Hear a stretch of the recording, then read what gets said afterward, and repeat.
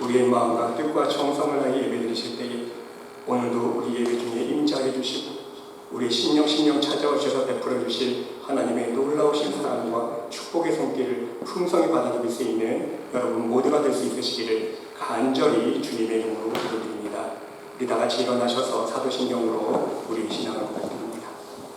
전능하사 천지를 만드신 하나님 아버지를 내가 믿사오며 그 외아들 비주 예수 그리스도를 믿사오니 이는 성령으로 잉태하사 동정녀 마리아에게서 나시고 본디오 빌라도에게 고난을 받으사 십자가에 못 박혀 죽으시고 장사한 지 사흘 만에 죽은 자 가운데서 다시 살아나시며 하늘에 오르사 전능하신 하나님 우편에 앉아 계시다가 저려서 산자와 죽은 자를 심판하러 오시리라.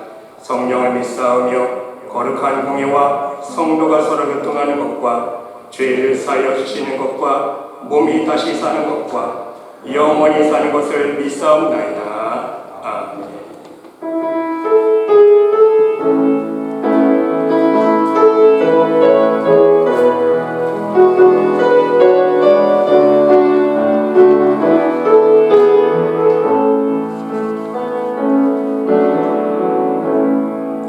하늘의 문을 여소서 이곳을 축복하소서 주의 나간 노래가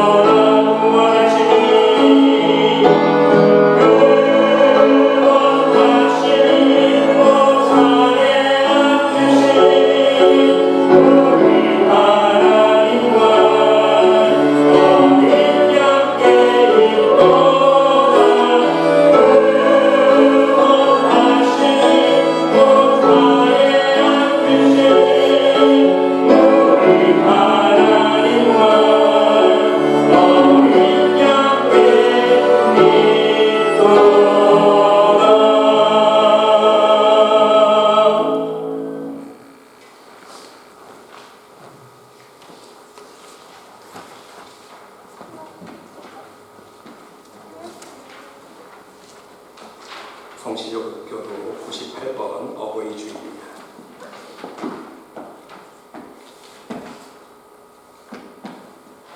내 부모를 공경하라. 그리하면 내 하나님 여호와가 제게 준 땅에서 내 생명이 길리라. 내 아들아, 내 아비의 훈계를 들으며 내 어미의 법을 떠나지 말라. 이는 내 머리에 아름다움하며 내 목에 금사슬이니라. 너를 낳은 아비에게 청종하고 내 늙은 어미를 경히 여기지 말지니라.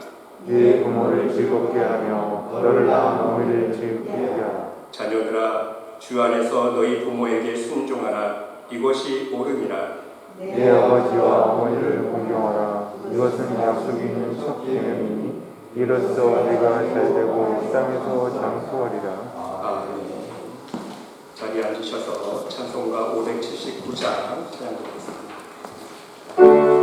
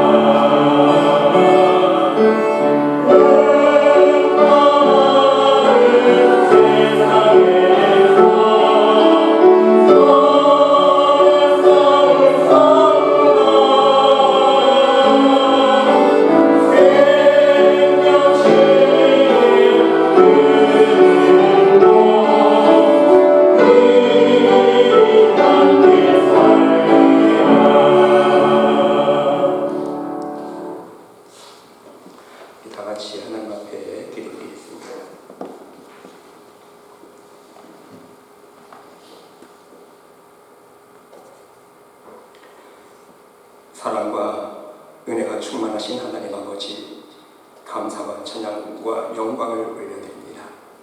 오늘은 특별히 어버이 주일을 맞이하여 우리의 육신의 부모님들께 우리에게 베풀어 주신 은혜와 사랑을 기억하는 감사를 들 수 있는 귀한 시간 될 수 있기를 원합니다.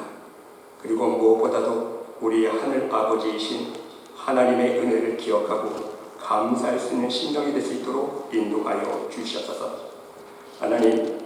하나님 아버지께서 우리들에게 베풀어 주신 은혜를 무엇으로 보답할 수 있을지 이 시간 우리의 모든 삶을 돌아보기를 원합니다. 우리 죽을 수밖에 없는 영혼들을 불쌍히 여겨주셔서 하늘의 새 생명을 허락해 주시고자 하나님 아버지의 아들 독생자 예수 그리스도를 십자가 위에 죽이신 그 놀라운 사랑에 감사를 드립니다. 아들을 죽일 수밖에 없으셨던 그 아버지의 마음을 우리가 조금이나마 깨닫고 아들을 죽이기까지 우리 죄인들을 사랑해 주셨던 그 사랑에 보답하는 삶을 살아가는 우리 모두가 될 수 있도록 인도하여 주시옵소서. 또한 수많은 영혼들 가운데 벌어지만도 못한 못난 우리들을 택하여 주시고 예수 그리스도를 믿게 하여 주시며 귀한 하나님의 은혜와 사랑과 축복 속에 살아가게 하심을 감사드립니다. 날마다 새 생명과 호흡할 수 있는 건강과 날마다 먹을 수 있는 일용할 양식 주심에 감사를 드립니다. 늘 하나님 아버지 동행하여 주심으로 이 광야와 같은 험악한 세상 가운데서 임마누엘의 하나님 여호와 일의 하나님을 여호와 라파 여호와 니시의 하나님을 경험하며 살아가게 하시니 감사를 드립니다. 우리가 받아 누리고 있는 이 모든 은혜를 망각하지 않고 오직 서로 사랑하라는 새 계명의 말씀대로 먼저 이 세상의 무엇보다도 하나님을 뜨겁게 사랑하며 우리의 이웃을 내 몸과 같이 사랑하며 살아갈 수 있는 믿음의 자녀들이 될 수 있도록 인도하여 주시옵소서. 이 시간 간절히 기도드리오니 부디 우리들에게 변치 않는 정금과도 같은 믿음을 허락하여 주셔서 이 세상의 모든 죄의 유혹 속에서도 좌로나 우로나 취치지 아니하고 오직 표대 되신 우리 예수님만을 바라보는 믿음으로 승리하며 하루하루 선한 믿음의 싸움에서 이길 수 있는 하나님의 백성들이 될 수 있도록 축복하여 주시옵소서. 우리 말씀의 모든 영혼들을 축복하여 주셔서 무엇보다도 말씀 안에 거하며 깨어 기도하는 심령이 되게 하여 주시고 말씀 안에서 하나님께서 기뻐하시는 성령의 열매를 풍성히 맺어 오직 하나님의 사랑 안에 거할 수 있는 거룩한 백성들이 될 수 있도록 인도하여 주시옵소서. 특별히 하나님께서 세우신 말씀의 교회를 성령의 기름으로 풍성히 채워주시기를 간절히 기도드립니다. 하나님의 계획하심과 뜻 가운데 말씀의 교회를 세워주셨사오니 하나님의 축복과 능력과 평강과 은혜가 넘치는 교회가 될 수 있도록 인도하여 주셔서 이 말씀의 제단에 나와 함께 예배드리는 모든 성도들의 가정 심령들이 함께 예배드리며 하나님께 기도하며 함께 헌신할 때마다 우리 살아계신 하나님의 권능과 사랑의 역사를 체험할 수 있는 살아있는 교회가 될 수 있도록 인도하여 주시옵소서. 그리하여서 말씀의 모든 영혼들이 오직 하나님의 살아계심과 하나님의 능력과 권능을 간증하며 많은 방황하는 영혼들을 하나님의 진리의 길로 인도할 수 있는 참 생명의 길로 인도할 수 있는 복음의 증인들이 될 수 있도록 인도하여 주시옵소서. 오늘 우리가 하나님을 예배하는 이 시간 오직 성령 하나님께서 임재하여 주시고 모든 예배자의 심령 위에 우리 주님 직접 찾아와 주셔서 하나님의 은혜가 넘치며 하나님의 성령의 물결이 넘치며 상한 심령을 위로하여 주시며 하나님의 치유하심과 축복하시는 사랑의 역사가 가득한 예배 시간 될 수 있도록 인도하여 주시옵소서. 이 예배를 통해 오직 하나님물로 영광 받아 주실 줄 믿사오며 이 모든 말씀 우리를 구원하여 주신 예수 그리스도의 이름으로 간절히 기도드리옵나이다. 아멘.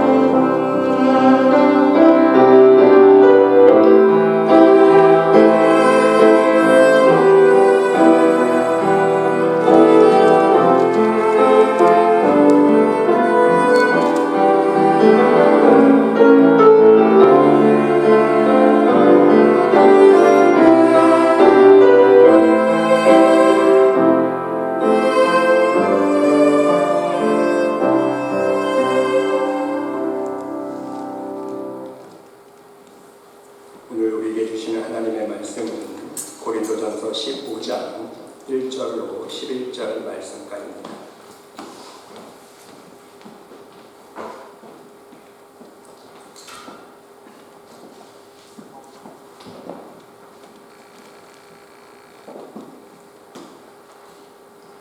한 절씩 교독합니다. 제가 먼저 공독하겠습니다.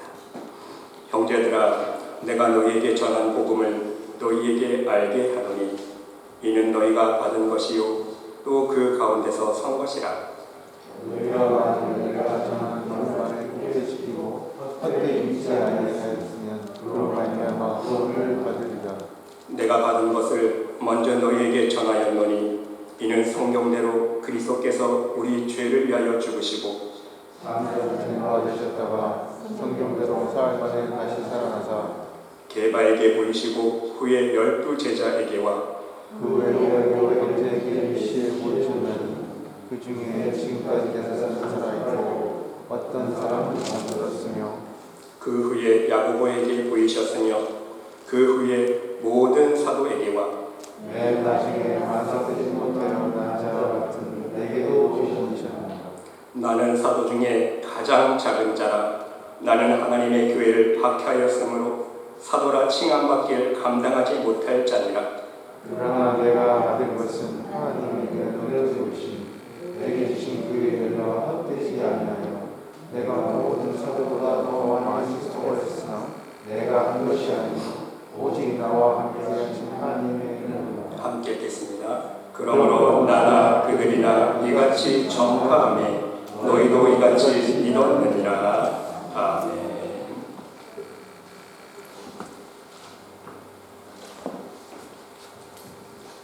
기도하겠습니다. 살아계신 하나님, 이 시간 우리의 중심을 다해 우리의 영으로 하나님을 찬양하며 예배드리는 시간 되기를 원합니다. 이 시간 말씀하여 주시고 들을 수 있는 길을 열어주시며 우리의 각박한 마음의 문을 활짝 열어주시사 성령 하나님 임재하실 하여 주심으로 말미암아 말씀의 씨앗이 잘 뿌리를 내릴 수 있도록 축복하여 주시옵소서. 말씀의 씨앗으로 인하여 우리의 심령이 거듭나길 원합니다. 복된 복음의 열매, 성령의 열매, 믿음의 열매, 사랑의 열매를 믿기를 원합니다. 하나님, 우리의 심령을 주장하여 주시사 우리의 마음속에 있는 모든 세상의 교만과 욕심과 근심과 걱정 다 하나님께서 지워주시고 오직 하나님의 사랑의 마음만 풍성히 거듭날 수 있는 복된 시간 될 수 있도록 인도하여 주시옵소서. 하나님께서 함께 줄 믿사오며 이 모든 말씀 예수 그리스도의 이름으로 감사드리며 기도드리옵나이다. 아멘. 할렐루야. 사랑하는 성도 여러분, 오늘도 함께 예배드리시는 여러분들의 심령 위에, 여러분들의 가정과 정 위에 우리 하나님의 놀라우신 사랑과 은혜와 평강과 축복이 충만히 넘치시기를 간절히 주님의 이름으로 축원드립니다. 여러분, 한 심리학자가 아주 특별한 실험을 한 가지 했다고 합니다. 어느 동네의 한 구역을 택해서 집집마다 $100를 갖다 놓은 후에 그 결과를 어떻게 사람들이 반응하는지 보려고 심리학적으로 실험을 했다고 합니다. 실험 첫날 사람들은요, 그가 미친 사람이 아닌가 의아하면서도 슬그머니 못 이긴 척 돈을 집어갔다고 합니다. 한 3일쯤 지나니까 $100씩 집 앞에 놓고 가는 사람 그 이야기로 온 동네가 시끌벅적했다는 거예요. 야, 우리 동네에 집집마다 $100씩 놓고 사는 사람이 있대. 이상하지 않아? 이상한 미친 사람인가 봐. 막 소문이 다 퍼졌대요. 그리고 나서 한 2주쯤 지나니까 현관 앞에 나와 돈을 기다리는 사람이 생겼다는 거예요. 맨날 놓고 가니까 이제는 기다려지는 거예요. 그러면서 한편으로는 돈을 놓고 가는 사람을 바라보면서 신기하고 이상한 사람처럼 쳐다보았다는 것입니다. 셋째 주 한 3주 정도 지나자 돈을 받는 것에 대해서 전혀 이상하게 생각하지 않았고, 이제 넷째 주 한 달 정도 되었을 때는요, 아주 당연한 것처럼 아무 거리낌 없이 자기 집 앞에 놓여있던 $100을 가져갔다고 합니다. 그리고 실험 기간인 한 달이 지나서 이 심리학자는요, 이제는 돈을 집 앞에 놓지 않고 그냥 집 앞을 지나갔다고 합니다. 그냥 그 동네를 집집마다 놓고 가야 되는데 안 놓고 그냥 통과해버린 거예요. 그러자 사람들은요 매우 불쾌하게 생각하면서 왜 오늘은 안 주고 가느냐고 따졌다고 합니다. 사람들은 아무 조건 없이 베풀었던 은혜를 당연한 것처럼 생각하게 되었고 고마워하기는커녕 오히려 돈을 주지 않는 것에 대해서 서운해하고 불평을 했다는 조사 결과가 나왔습니다. 여러분 그렇습니다. 우리는 이 마을 사람들의 모습을 보면서 하나님의 한량없는 은혜를 받으면서도 늘 감사할 줄 모르는 우리의 모습을 돌아볼 수 있어야 한다는 것입니다. 하나님은 우리들에게 너무나 많은 은혜들을 이미 허락해 주시지 않았습니까? 하나님은요 날마다 우리들에게 풍성한 은혜를 이미 허락해 주셨음에도 불구하고 우리 입장에서는요 우리는 어떻게 하나님께 반응합니까? 하나님 왜 더 안 주십니까? 왜 더 좋은 것 안 주십니까? 왜 더 많은 것 안 주십니까? 이렇게 하나님 앞에 불평하고 있는 모습이 우리의 모습은 아닌가? 우리의 신앙의 모습을 돌아볼 수 있어야 한다는 사실입니다. 우리는 늘 받는 것에만 당연하게 생각하고 있다는 거예요, 여러분. 바로 이 점을 우리는 회개할 수 있어야 됩니다. 하나님 앞에 응답받기 위해서 먼저 내가 하나님 앞에 어떤 영적인 모습인지, 내가 하나님 앞에 기도하는 대로 응답을 받기 위해서 내가 하나님 앞에 보시기에 나의 믿음과 신앙의 수준이 지금 어느 정도인지, 과연 내가 이 기도를 하나님 앞에 드렸을 때 하나님께서 기뻐 들어주실 만한 나에게 믿음이 있는지, 내가 그런 순종의 삶을 살아가고 있는지, 나의 모습은 전혀 돌아볼 생각 안 하고 당연히 받는 것에만 익숙해 있다는 말씀인 것입니다. 이것이 오늘날 많은 신앙인들의 모습이요 여러분과 저의 모습은 아닌가 한번 돌아볼 수 있어야 한다는 말씀인 것입니다. 여러분 생각해 보시기 바랍니다.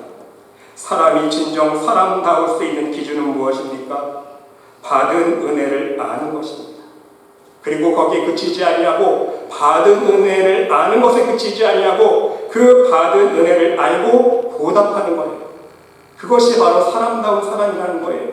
진정 내가 남에게 또한 친구에게 부모님에게 받은 은혜를 은혜로 아는 사람은 진정된 사람이라고 말할 수 있다는 것입니다. 특별히 오늘 어버이 주일을 맞이하여서 여러분 우리를 낳아주시고 길러주신 부모님의 은혜를 잊지 않고 감사할 수 있어야 합니다. 부모님이 살아계신 분도 계시고 이미 하늘나라에 가신 분도 계시지만 그것을 다 떠나서 일단 우리를 낳으시고 길러주신 부모님의 은혜를 우리가 다시 한번 돌아볼 수 있어야 된다는 말씀입니다. 왜입니까? 여러분 부모님께서 우리들에게 사랑을 베풀어 주시고 은혜를 주실 때에 조건을 두셨습니까? 조건 안 두셨어요. 아무 조건 없이 수고해 주시고 정성을 쏟아주시고 사랑을 베풀어 주시고 물질을 허락해 주시지 않았습니까? 아무 조건 없이 먹고 싶은 거 있다면 만들어 주셨어요. 그렇죠? 내가 너 이거 만들어 줄까? 너 이렇게 해야 돼. 조건 안 붙이셨어요. 먹고 싶다는 거 다 만들어 주셨고 옷 사달라는 거 다 사주셨고 신발 사달라면 신발 사주셨고 컴퓨터 사달라면 컴퓨터 사주셨고 용돈 달라고 땡깡을 또 용돈 주셨고 아무 조건 없이 부모님의 우리 사랑을 받았다는 말씀인 것입니다. 여러분 철없을 때는요 이러한 부모님의 은혜와 사랑이 당연한 줄 알았는데 우리가 철이 들면 어떻게 됩니까? 야 이게 하나님 부모님의 은혜였구나 깨달아지잖아요. 내가 자식을 낳아 키워보면 깨달아집니다. 내가 자식 입장에만 있었을 때는요 부모님께 받은 은혜를 은혜인 줄 몰랐는데 내가 자식을 낳아 키워보면 이것이 하나님 다 부모님의 은혜였구나 깨달아진다는 것입니다. 여러분 그리고 더 나아가서 우리는요 우리 부모님의 교회의 부모님과 같은 어르신들에게도 감사하는 마음을 표현할 수 있어야 됩니다. 늘 기도해 주시고 때로는 꾸준히 일 다 도맡아 해주시고 또 성도들에게 사랑과 희생으로 섬겨주시는 것 우리가 당연하게 생각하면 안 돼요. 은혜, 감사할 수 있습니다. 부모님에 대한 은혜도 마찬가지 아닙니까?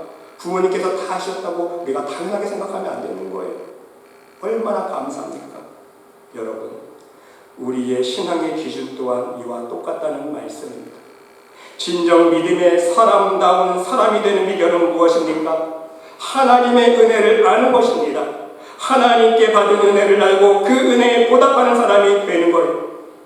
이것이 바로 진정한 믿음의 사람이냐 아니면 형식적인 믿음의 사람이냐의 기준이 될 수 있다는 말씀인 것입니다. 하나님의 구원의 은혜를 알고 우리 예수 그리스도의 십자가의 은혜를 알고 늘 우리와 함께하여 주시고 동행하여 주시는 성령의 은혜를 알고 그 은혜에 보답하려는 삶을 살려고 노력하는 사람 바로 이러한 사람을 참 그리스도인이라고 말할 수 있다는 사실입니다. 여러분, 요한일서 3장 14절로 18절 말씀을 보시기 바랍니다. 우리는 형제를 사랑함으로 사망에서 옮겨 생명으로 들어간 줄을 알거니와 사랑하지 아니하는 자는 사망에 머물러 있느니라. 그 형제를 미워하는 자마다 살인하는 자니 살인하는 자마다 영생이 그 속에 거하지 아니하는 것을 너희가 아는 바라. 그가 우리를 위하여 목숨을 버리셨으니 우리가 이로써 사랑을 알고 우리도 형제들을 위하여 목숨을 버리는 것이 마땅하니라. 누가 이 세상의 재물을 가지고 형제의 궁핍함을 보고도 도와줄 마음을 받으면 하나님의 사랑이 어찌 그 속에 거하겠느냐. 자녀들아, 우리가 말과 혀로만 사랑하지 말고 행함과 진실함으로 하자. 여러분, 무슨 뜻입니까? 하나님의 은혜를 진정 아는 사람은요, 말로만 하지 않는다는 거예요. 말로만 할 수 없어요, 여러분. 진정 하나님의 은혜를 안다면요, 말뿐만이 아니라 실제로 믿음의 진실한 행위를 통해서 하나님을 사랑하고 우리의 이웃을 사랑할 수 있어야 된다는 말씀 아닙니까? 그리고 여러분, 하나님의 은혜를 안다는 것은 어떤 의미입니까? 하나님께 은혜를 실제로 받았다는 것을 내 자신이 아는 것입니다. 그렇습니다. 이것을 조금 더 우리의 신앙적으로 깊이 있게 말씀드리면, 은혜를 모르는 사람은요, 은혜를 받지 않았다는 뜻입니다. 그리고 은혜를 받지 못한 사람은요, 구원받지 못한 사람이라는 것입니다. 여러분, 한번 생각해 보시기 바랍니다. 나는 은혜를 받았습니다. 나는 하나님께 은혜를 받은 사람입니다. 나는 오직 하나님의 은혜로 날마다 살아가는 사람입니다. 바로 이 고백이 없는 사람은요, 그러한 심령은요, 구원받지 못한 심령이라는 말씀입니다. 그러므로 은혜를 안다는 것은요, 실제로 구원받은 백성만이 느낄 수 있는, 고백할 수 있는 하나님의 특별한 은총이라는 말씀인 것입니다. 나는 자격은 없지만 하나님께서 은혜를 베풀어 주셨고, 나는 죽을 수밖에 없는 죄인이었는데 오직 예수 그리스도의 십자가를 믿음으로 구원의 은혜를 입었고, 나는 도저히 용서받을 수 없는 사람이었는데 그 예수님의 십자가의 공로로 하나님의 사랑을 받고 있다는 이루 말할 수 없는 감격과 기쁨을 누리는 것, 바로 이 마음이 구원의 은혜라는 말씀인 것입니다. 여러분이 다시는 칼빈이 가장 중요한 신앙의 핵심 두 가지가 있습니다. 쉽게 말씀드리면, 첫 번째는요, 인간의 전적인 타락이고, 두 번째는요, 전적인 하나님의 은혜입니다. 그렇습니다.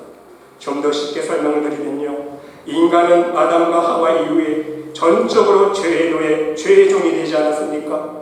죄 때문에 이제 하나님과 단절되었습니다. 지옥의 형벌이 이미 정해진 우리 죽을 영혼들 아닙니까?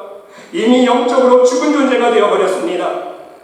그래서 인간 측면에서는요, 우리 입장에서는요, 이제 절대로 구원의 길이 없다는 것입니다.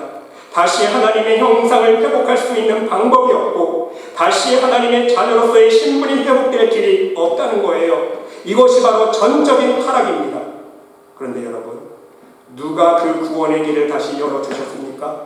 우리가 잘해서? 인간이 잘해서가 아니라는 거예요. 인간이 하나님 말씀에 잘 순종해서 구원의 문이 다시 열린 것이 아니라는 말씀입니다. 오직 하나님께서 전적으로 그 구원의 문을 열어주셨습니다. 아멘? 하나님이 열어주신 거예요. 우리에게는 자격이 없지만. 죽을 죄인들을 하나님은요, 포기하지 않으시고 자신의 생명 같은 독생자 예수 그리스도를 십자가의 희생제물로 삼아주셨다는 것입니다. 바로 하나님 편에서 전적으로 은혜를 베풀어 주셨고 사랑하여 주시는 은총이 있었기 때문에 우리가 다시 죄의 종에서 벗어나 하나님의 자녀가 되는 권세를 누릴 수 있게 되었다는 말씀인 것입니다. 그래서 여러분, 이제 더욱 중요한 사실이 있습니다. 이러한 하나님의 전적인 구원의 은혜를 아는 사람은요, 이러한 전적인 하나님의 은혜 가운데 구원받은 사람은 어떤 고백을 할 수밖에 없는 것입니까? 모든 것이 하나님의 베푸신 은혜이지 여기에 내 공로가 없다는 거예요. 오직 하나님의 은혜뿐이라는 말씀인 것입니다. 내 의, 내 자랑, 내 공로는 있을 수 없다는 것입니다. 아무리 내가 죽도록 충성을 하고 열심히 수고하고 노력해도요, 내 의와 내 자랑은 있을 수가 없다는 말씀인 것입니다. 여러분, 어거스틴도요, 그의 고백록에 유명한 고백을 하고 있습니다. 하나님이시여, 나의 모든 행위와 나의 모든 생각 가운데에 죄 아닌 것이 어디 있습니까? 모든 것이 죄라는 거예요. 자신의 모든 생각, 자신의 모든 말, 모든 행동 다 하나님 앞에 죄라는 거예요. 그래서 나를 이렇게 성령 안에서 새롭게 거듭난 사람이 되게 하신 것은 모두 하나님의 은혜라는 것입니다. 내가 똑똑해서 깨달은 것이 많아서 내가 이 경험해보고 내가 저 경험해봐서 깨달은 것이 아니라는 거예요. 내가 이 학문을 수치해보고 저 학문 연구해보고 내가 만이교회도 수치해보고 저 종교 이 종교 다 경험해봐서 깨달은 게 아닌 거예요. 오직 하나님의 은혜라는 거예요. 결국 어거스틴은요, 하나님의 경륜하시는 모든 일은 은혜 아닌 것이 없다고 고백했다는 것입니다. 그렇습니다. 이 고백이 바로 진정 하나님의 은혜를 아는 사람의 고백일 것입니다. 그런가 여러분, 여기서 우리는 우리 신앙의 모습을 다시 한번 돌아볼 수 있어야 합니다. 왜입니까? 하나님의 은혜를 진정 알고 그래서 구원의 은혜를 입은 사람은요, 오직 모든 것이 하나님의 은혜임을 고백하는 사람이기 때문인 것입니다. 그래서 여러분 바꿔서 생각해보면요, 여러분 예수님께서 말씀해 주신 무익한 종의 비유 아시죠? 이 무익한 종의 비유의 내용처럼 우리가 하나님의 일을 할 때에, 하나님을 섬길 때에 내 자랑이 나오는 사람, 내 이름을 높이고 내 의를 드러내기를 좋아하는 사람은요, 하나님의 은혜를 모르는 사람이라는 것입니다. 무엇이 진정 하나님의 은혜인지를 모르는 사람이 은혜를 헛되이 받은 사람이라는 것입니다. 아직 온전한 믿음으로 서지도 못했으면서도 자신이 무엇이 된 줄 착각하고 빈수레가 요란하다는 속담 말씀처럼 외식하는 바리새인들과 서기관들처럼 외식적으로 형식적인 경건의 모양만을 갖춘 사람이라는 것입니다. 한마디로 구원받지 못한 사람이라는 거예요. 여러분, 예수님께서 마태복음 7장에서 말씀하신 책망, 바로 이러한 은혜를 모르는 사람들에게 해주셨던 책망의 말씀이라는 거예요. 주여 주여, 저는 주님의 이름으로 권능을 행했습니다. 귀신도 내쫓았습니다. 주님의 이름으로 선지자 노릇도 했습니다. 예수님께서 뭐라고 대답하셨습니까? 나는 도무지 너를 모른다. 불법을 행하는 자들아 내게서 떠나가라. 왜 그랬을까요? 하나님의 은혜를 모르는 사람들, 내 자랑, 그렇죠? 하나님의 은혜 가지고, 하나님이 주신 선물인 은사를 가지고, 그렇죠? 성령의 능력을 가지고 자기가 수단을 사용할 뿐인데, 내가 은사를 행하고, 내가 능력을 행하고, 내가 병 고쳐주고, 그렇죠? 내가 귀신 내쫓고, 내 자랑, 내 일만 내서고, 그러니까 은혜를 모르는 거예요, 여러분. 그러니까 예수님께서 나도 모른다는 거잖아요. 은혜를 모르기 때문에, 자기 자랑만 하기 때문에. 여러분, 사도 바울 역시 디모데후서 3장에서 분명히 이것을 말씀하고 있습니다. 너는 이것을 알라. 말세에 고통하는 때가 이르러 사람들이 자기를 사랑하며 돈을 사랑하며 자랑하며 교만하며 비방하며 부모를 거역하며 감사하지 아니하며 거룩하지 아니하며 무정하며 원통함을 풀지 아니하며 모함하며 절제하지 못하며 사나우며 선한 것을 좋아하지 아니하며 배신하며 조급하며 자만하며 쾌락을 사랑하기를 하나님 사랑하는 것보다 더하며 경건의 모양은 있으나 경건의 능력은 부인하니 이 같은 자들에게서 떠나가라 말씀하고 있습니다. 여러분, 그들 중에 남의 집에 가만히 들어가 어리석은 여자를 유인하는 자들이 있으니 그 여자는 죄를 중이지고 여러 가지 욕심에 끌린 바 되어 항상 배우나 끝내 진리의 지식에 이를 수 없느니라. 얀네와 얀브레가 모세를 대적한 것 같이 그들도 진리를 대적하니 이 사람들은 그 마음이 부패한 자요 믿음에 관하여는 버림을 받은 자들이라. 말씀 그대로 아닙니까? 정확합니다. 은혜를 받고 보니까 영적으로 너무너무 정확한 말씀이에요. 이 마음이 부패했기 때문에 어떻습니까? 마음이 부패해서 하나님의 은혜를 모르는 거예요. 하나님께서 제 은혜를 모르는 거예요. 망각해버립니다. 은혜를 모르기 때문에 여전히 돈만 사랑하고 자기 자랑만 하고 비방하고 시기하고 모함하고 원통함을 풀지 아니하고 세상의 쾌락만을 쫓아 살아가지 않습니까? 바로 이러한 사람들에 대하여 사도 바울이 뭐라고 책망하고 있습니까? 예수님과 똑같아요. 너희가 믿음에 관하여는 버림을 받은 자라고 했어요. 구원받지 못했다는 사실이에요. 한마디로 말해서 죄송하지만 사랑하는 성도 여러분, 그렇습니다.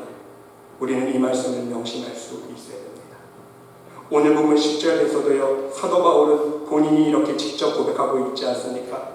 내가 나 된 것은 하나님의 은혜로 된 것이니 내게 주신 그의 은혜가 헛되지 아니하여 내가 모든 사도보다 더 많이 수고하였으나 그랬어요. 사람 입장에서 생각해보면요, 자기가 수고했대요. 그렇죠? 수고 안 한 게 아니에요. 했어요. 수고했지만 어떤 고백이옵니까? 내가 한 것이 아니요. 인간 입장에서 볼 때는요, 수고했죠. 왜 안 했습니까? 그렇죠? 죽을 고비를 얼마나 많이 당했어요. 핍박하거나 얼마나 많이 당했습니까?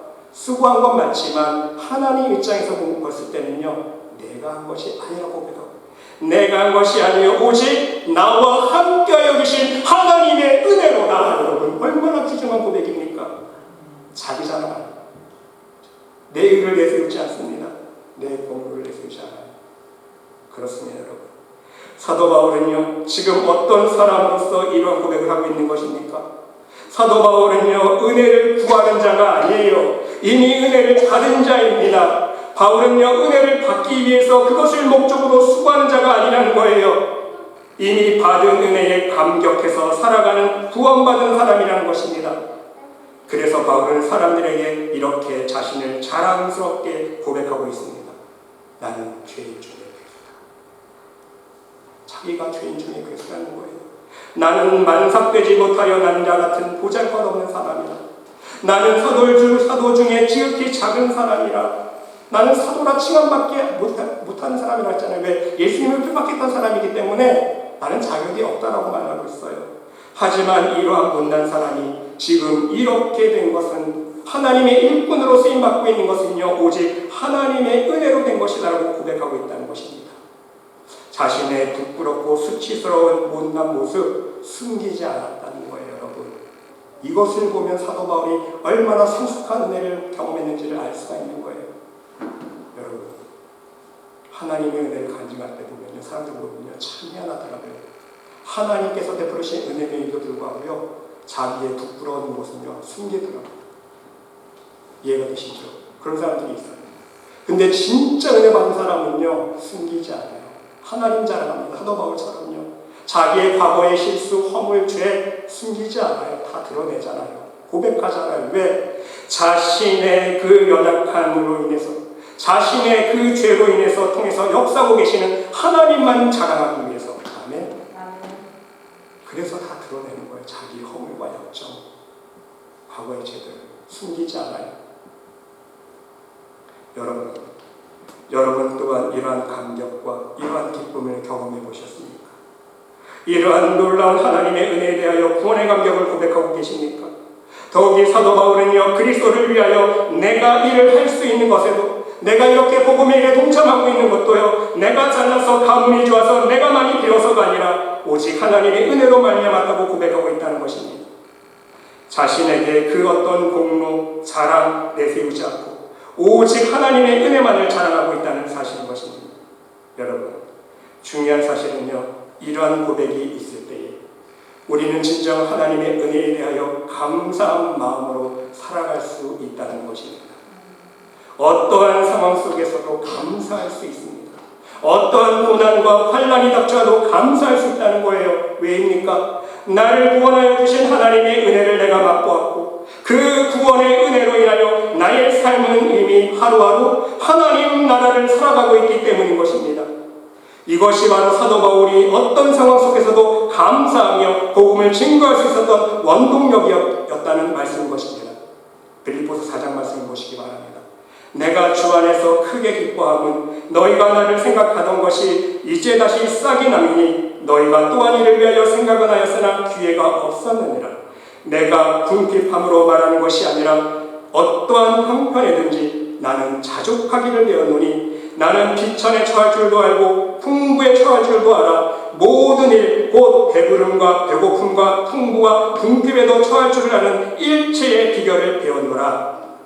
내게 능력 주시는 자 안에서 내가 모든 것을 할 수 있느냐. 하나님의 은혜에 감사한 거 아닙니까? 어떤 상황 속에서도, 그렇죠? 먹을 것이 있을 때도, 먹을 것이 없을 때도, 기쁠 때도, 슬플 때도, 어떠한 상황 속에서도 하나님 앞에 감사할 수 있는 원동력이 생긴다는 거예요. 왜? 하나님께서 함께 오고 계시기 때문에. 이뿐만이 아닙니다. 사도 바울은 복음을 증거할 때에 실제로 죽을 것 같은 핍박과 환난을요 한두 번 겪은 것이 아닙니다.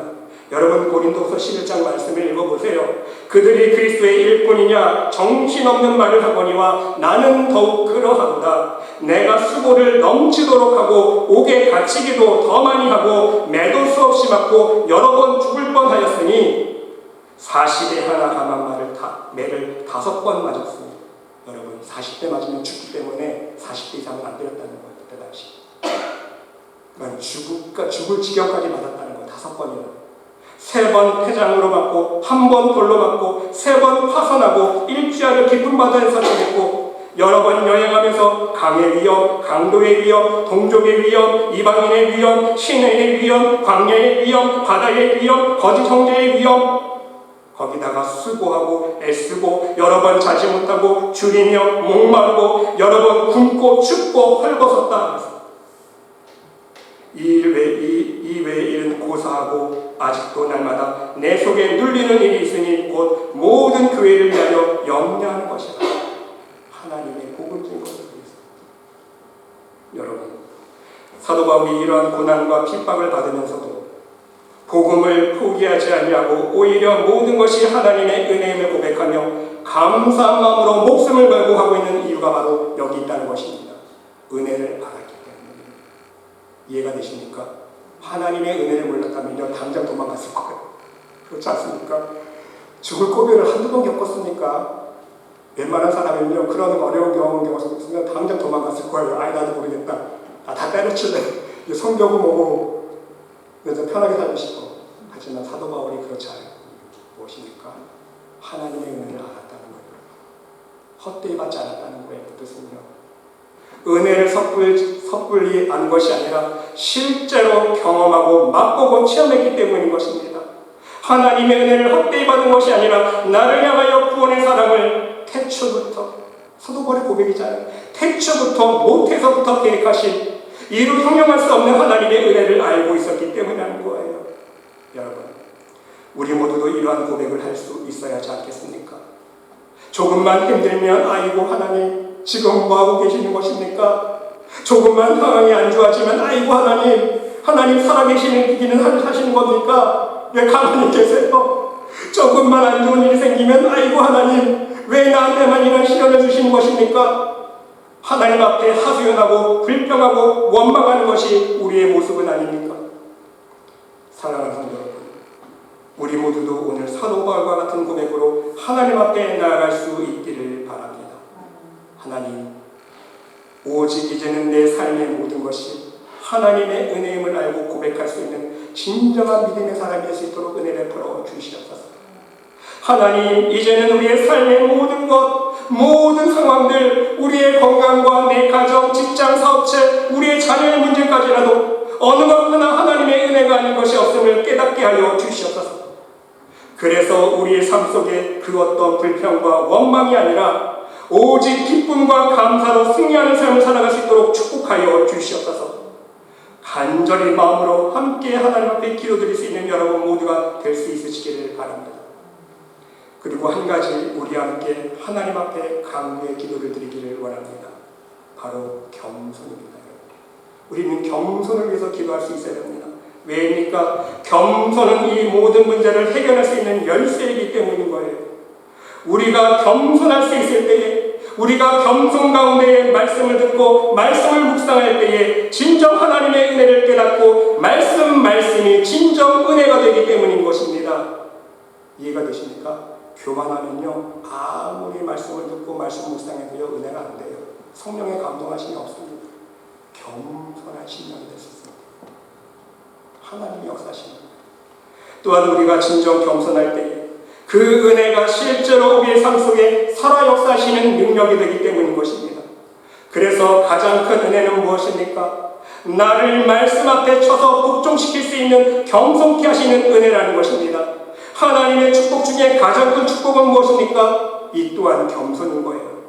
겸손은 하나님의 복을 복되게 하는 만능 열쇠이기 때문인 것입니다. 여러분 한번 생각해 보세요. 아무리 많은 지식이 있어도요, 아무리 많은 성경적인 지식이 있어도요, 겸손하지 못하면 그 지식은 아무 쓸모가 없게 되기 때문인 거예요. 오히려 나를 교만하게 만듭니다. 그 교만 때문에 하나님과 나 사이를 더욱더 죄의 막힌담으로 갈라놓는다는 거예요. 하나님 앞에 가까이 가는 것이 아니라 하나님을 아는 지식은 많은데 점점점 멀어지는 거예요. 하나님과는 실제로. 그걸 모르는 거예요, 사람들이. 또한 여러분, 모든 것을 내가 가졌다고 생각해 보세요. 나에게 많은 물질이 있을지 모르지만 겸손하지 못하면 돼지목의 진주 목걸이가 된다는 거예요. 여러분, 명심하세요. 나의 모든 그 재물을 가지고 하나님 나라의 상급을 쌓는 것이 아니라 하나님께서 내 손에 맡겨주신 재물을 가지고 이 땅에서 풍성한 복음의 열매를 맺는 것이 아니라 이 세상 욕심으로 이 땅 위에 창고에만 쌓다가 결국에는 하나님 나라의 상급도 쌓지 못하고 결국은 영원한 생명도 놓치는 어리석은 사람이 된다는 말씀인 것입니다. 그러므로 여러분, 겸손이야말로 가장 큰 은혜라는 것입니다. 겸손이야말로 가장 큰 축복 중에 축복이라는 말씀인 것입니다. 나로 하여금 하나님 앞에서 겸손케 하시는 은혜가 가장 귀하고 값지고 소중한 은혜라는 말씀인 것입니다. 중요한 사실은요, 사도 바울은 이 놀라운 가장 귀한 은혜를 받았다는 거예요. 본인이 직접 깨닫고 고백하지 않습니까? 고린도후서 12장 7절 말씀 보세요. 본인이 직접 깨닫고 고백합니다. 여러 계시를 받은 것이 지극히 크므로 하나님께서 나에게 주신 은사, 은혜, 계시들이 너무나도 많고 풍성과 자신이 압니다. 그런데 중요한 것은요, 너무 자만하지 않게 하시려고 그랬어요. 너무 자만하지 않게 하시려고 내 육체의 가시 곧 사탄의 가시를 주셨으니 이는 그 이유는 나를 쳐서 너무 자만하지 않게 하려 하십니다. 나를 교만하지 않게. 그래서 받은 은혜를 다 쏟아버리지 않게 하기 위해서 계속 그 은혜를 받은 은혜를 유지해서 킵고잉해서 예수님조차 조금 더 따라갈 수 있는 표대 대신 예수 그리스도를 바라볼 수 있는 믿음을 허락해 주시기 위해서 바로 나에게 이 사탄의 가시를 허락해 주셨다는 것. 본인이 깨닫고 고백하는 말 아닙니까?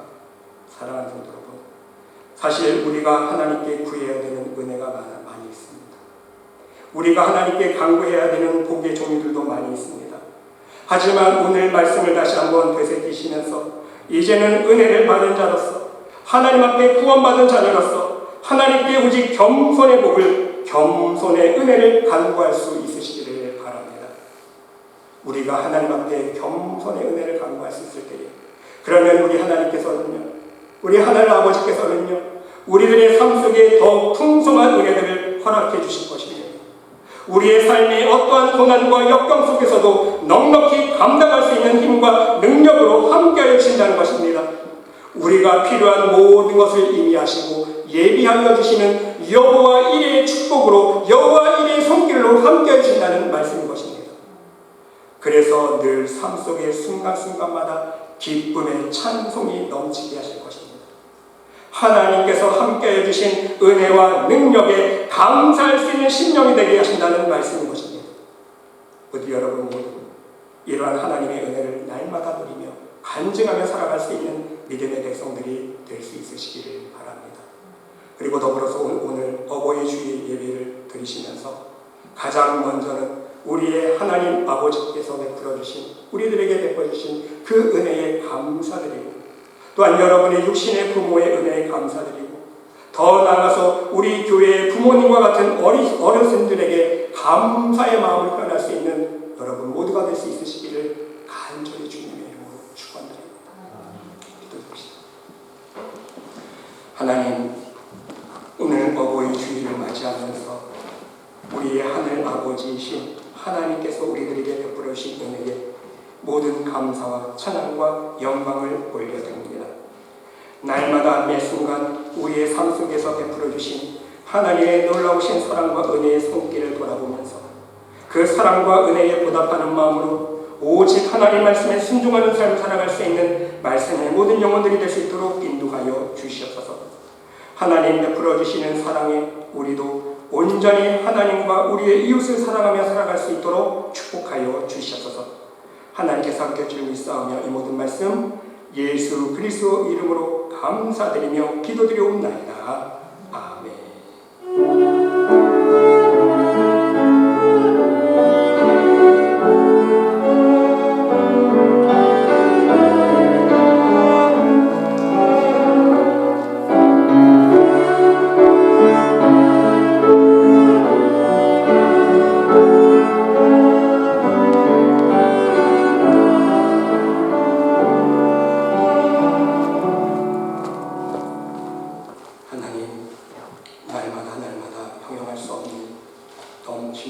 사랑을 베풀어 주신 하나님 아버지의 그 은혜와 사랑에 감사의 마음을 올려드립니다. 너무나도 감사하기에 빈 마음 빈손 들지 아니하고 기쁨과 감사한 마음으로 하나님께서 허락하신 일부를 구분하여 생명의 일부를 구분하여 올려드리는 이 손길들 하나님 축복하여 주시옵소서. 저들 하나님 나라 창고마다 귀한 멸관이 되게 하여 주시고 귀한 상급으로 쌓일 수 있는 축복이 임할 수 있도록 역사하여 주시옵소서. 이 예물이 쓰이는 곳곳마다 하나님 나라가 증거되어지며 우리 예수 그리스도의 이름이 전파되어지는 귀한 복음의 장소에 쓰임받는 복된 예물 될 수 있도록 인도하여 주시옵시고 이 예물을 통하여 많은 영혼들이 하나님 품으로 돌아와 하나님의 사랑을 알고 깨달아 하나님 앞에 자복하며 하나님의 사랑의 품에 거하며 하나님의 놀라우신 은혜와 축복을 누리며 살아갈 수 있는 천국 백성들이 많이 나올 수 있도록 하나님 축복하여 주시옵소서. 다시 한번 기도드립니다. 이 예물을 드린 손길 기억하여 주시옵시고 우리가 날마다 살아갈 때에 하나님께서 베풀으신 은혜를 누리며 우리의 기도에 응답하여 주시는 놀라운 축복의 역사들을 체험하며 간증하며 살아갈 수 있는 우리 모두가 될 수 있도록 하나님 인도하여 주시옵소서. 하나님께서 함께 줄 믿사오며 이 모든 말씀 예수 그리스도의 이름으로 감사드리며 봉헌기도 드리옵나이다. 아멘.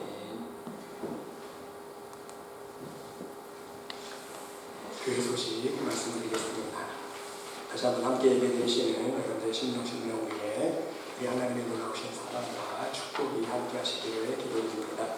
계속해서 교회와 또 성도들 또 코로나 사태를 위해서 중보기도해 주시면 감사하겠습니다. 그럼 오늘은 어버이 주일입니다.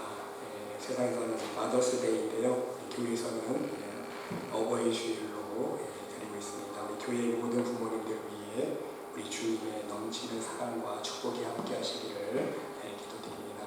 그리고 특별히 우리 교회에 연세 많으신 어르신들 계시는데 더욱더 하나님 부어주시는 축복과 영간에 강건케 하시는 축복이 충만히 말씀 있으시기를 기도드립니다. 항상 건강하시기 바랍니다. 그리고 오늘 어버이 주일을 맞이하여서요, 우리 카네이션을 우리 티아엄마가 영신연회를 준비해 주셨습니다. 여러분들 이래 마치면 고맙다고 얘기해 주시면 감사하겠습니다. 그리고 교회에서는 어버이 주일날 여러분들 건강하시라고 건강한 우리를 하나씩 가정에 선물로 드리겠습니다. 이거 맞으시면 받아가 주시면 감사하겠습니다. 오늘 다 같이 일어나셔서 옆에 분과 함께 인사 나누겠습니다. 주의 사랑으로 살아갑니다. 항상 건강하세요. 하나님은 너를 지키시는 자, 우리 함께 찬양 드리시고 축도로 예배 마치겠습니다.